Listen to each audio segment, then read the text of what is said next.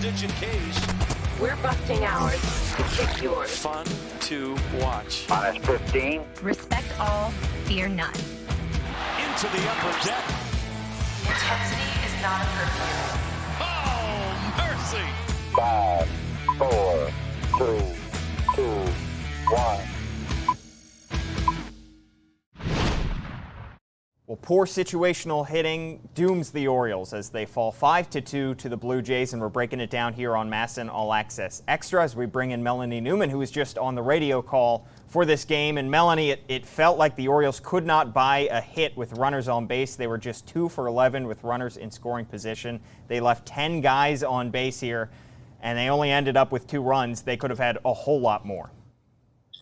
You know, this really reminds me of the issue that they were facing earlier on in the season when we would see the same thing, some small ball getting pushed, but nobody able to bring anyone home. And I, in fact, looked back. It was the last game against the Rays, which, yes, it was a win, but for only 5 runs to come home, double-digit hits, double-digit guys left on base, that's just not something you can allow to happen. And we saw that trickle-down effect into the Marlins series when they couldn't bring it home there either. So something that they're definitely going to want to work on.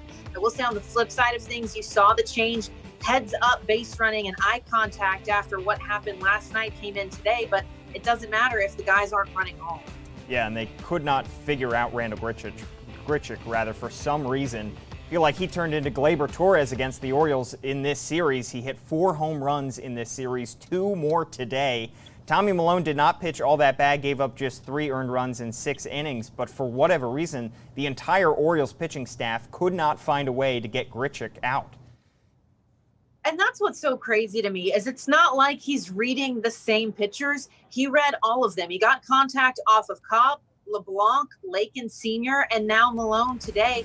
You just get to that situation, you have to wonder, how are they going to respond the next time around they see the Blue Jays? Grichuk was the one charged, and they said, hey, we acquired you for your offense, and it hasn't really been there yet. Bo Bichette went down, and it kind of got put on his shoulders to step up. It's really frustrating to watch what he's been able to put in play this week. Well, on the other side, Anthony Santander has been just as hot as Randall Grichuk.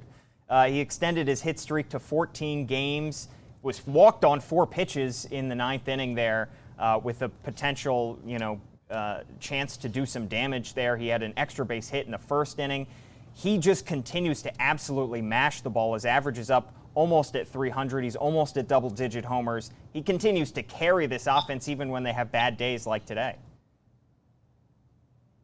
Yeah, and I think he embodies exactly what Brandon Hyde has been trying to push with some of the other guys on the offensive side of things. He said, look, if you walk up believing you can hit, your swing might not be great. You're still going to get a hit. You have to have the confidence, the swagger. We knew Santander coming in was going to be that voice in the dugout who gave a little bit of life in absence of the fans, but he shows that in every single position he's playing as well. And when he's asked, how are you able to come in and do this right now? It's because he doesn't have pressure on his performance. His biggest focus is staying healthy. And I think with that in mind, it just allows him to stay loose and get really good reads. And honestly, those last 2 intentional, well, they're not intentional walks, but the last 2 walks today almost looked intentional.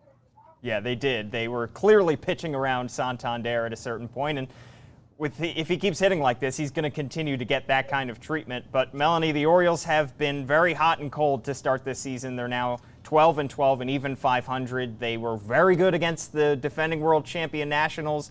They were very good against the Boston Red Sox in the first weekend series of the season, but we've seen them struggle against teams that really they should be performing better against, getting swept by the Marlins and then getting swept by the Blue Jays.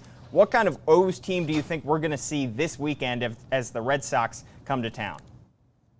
So, Paul, I really think this is going to be a bounce-back weekend for them. And one of the biggest reasons why we started analyzing it during the 4th and 5th inning of today's game. Coming off the Nationals and the Phillies, they both have significant holes in their bullpen right now.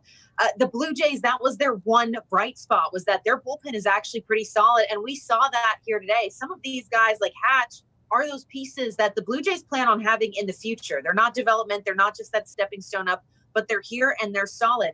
And again, they found that. If they could wear out starters for the other 2 clubs, they broke through.